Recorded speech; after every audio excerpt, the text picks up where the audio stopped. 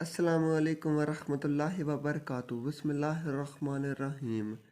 دوستو، آج کے دور میں ہماری اس دنیا میں بے شمار ملک موجود ہیں، اور انہی ملکوں میں سے ہی ایک ملک کا نام منگولیا بھی ہے۔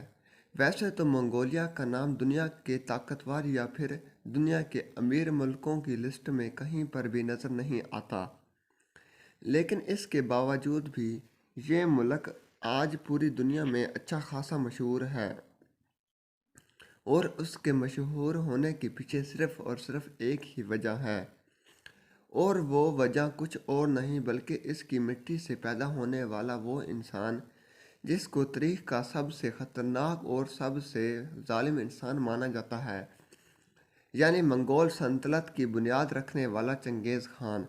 مجھے امید ہے کہ آپ میں سے بھی زیادہ تر لوگ منگولیا ملک کو چنگیز خان کی وجہ سے ہی جانتے ہوں گے۔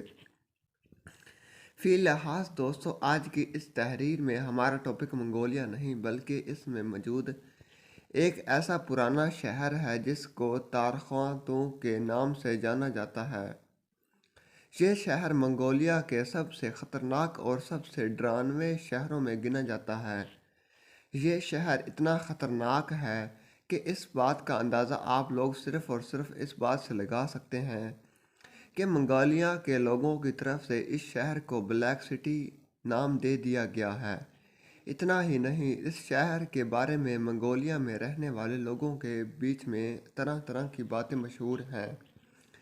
ویڈیو اچھی لگے تو چینل کو لائک کریں، سبسکرائب کریں، شیئر کریں تاکہ ہماری ہر ویڈیو آپ کے پاس بآسانی پہنچ سکے اور ہماری حوصلہ افزائی ہو سکے۔ شکریہ۔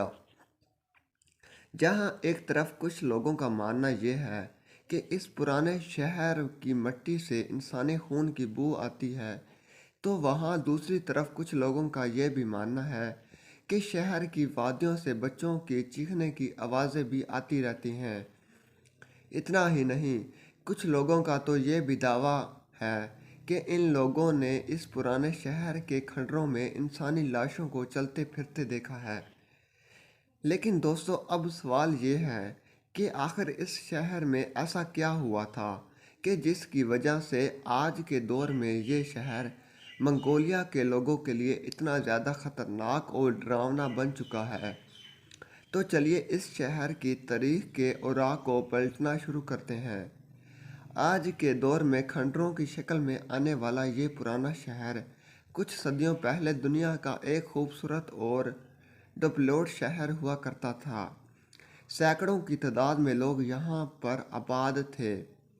خوش قسمتی کی بات یہ تھی کہ یہ شہر ایک ہی ایسی جگہ پر آباد تھا کہ جہاں سے تجارتی قافلوں کا بہت زیادہ آنا جانا لگا رہتا تھا، یعنی بہت سارے تجارتی قافلے اسی شہر کے راستے سے ہی گزرا کرتے تھے۔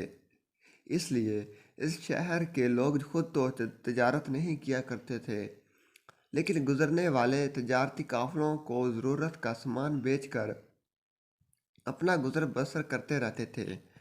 لیکن پھر 1226 کے قریب میں چنگیز خان نے اس شہر کو فتح کر لیا تھا۔ ویڈیو اچھی لگے تو چینل کو لائک کریں، سبسکرائب کریں، شیئر کریں تاکہ ہماری ہر ویڈیو آپ کے پاس بآسانی پہنچ سکے اور ہماری حوصلہ افزائی ہو سکے۔ شکریہ۔